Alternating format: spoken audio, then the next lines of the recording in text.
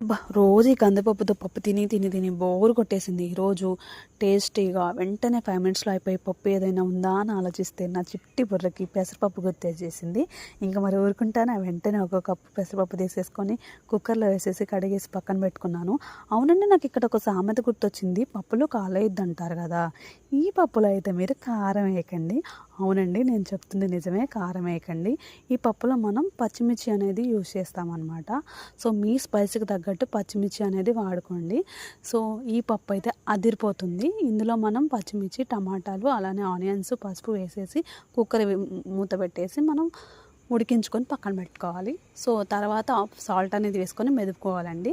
So ఇప్పుడు తాలింపు పెట్టేస్తే ఆ తాలింపుని ఆ పప్పులో యాడ్ చేస్తే వేడి వేడి పెసరపప్పు అనేది తయారైపోతుంది. సో ఈ వేడి వేడి పెసరపప్పు అలానే వేడి వేడి అన్నం, ఈ రెండు కాంబినేషన్ అయితే అదిరిపోతుందండి. అందులో కొంచెం జర నెయ్యి కూడా వేసుకోండి. అబ్బబ్బా, ఇంకా మాటలు లేవు, చెప్తుంటేనే నోట్లోంచి నీరు ఊరుతున్నాయి. సో ఈ రెసిపీని ట్రై చేసి ఎలా ఉందో చెప్పండి. నేనైతే